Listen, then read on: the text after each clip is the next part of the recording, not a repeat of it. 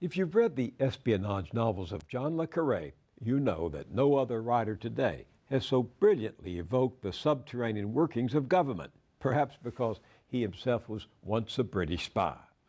Le Carré has a name for that invisible labyrinth of power. He calls it the deep state. And now, an American you're about to meet in this broadcast has seized on that concept to describe the forces he says are controlling our government, no matter the party in power. But Mike Lofgren's no intelligence agent, although he had a top-secret security clearance. He's a numbers man, a congressional staff member for 28 years with the powerful House and Senate budget committees. Over the years, as he crunched those numbers, he realized they didn't add up. Instead, they led him to America's own deep state, where elected and unelected figures collude to protect and serve powerful vested interests.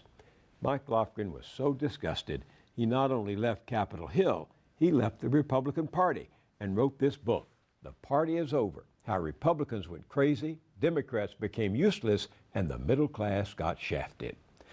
Now, at our request and exclusively for BillMoyers.com, he has written Anatomy of the Deep State. You'll want to read it as soon as we finish this conversation. Mike Lofgren, welcome. Good to be here again, Bill. This is a difficult subject to talk about. It would be easier if it were a conspiracy you're describing, but that's not the case, is it? No, I'm not a conspiracy theorist. This is not some cabal that was hatched in the dark of night. This is something that hides in plain sight.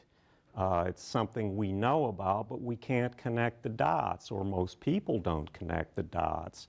It's kind of a natural evolution when so much money and political control is at stake in the most powerful country in the world.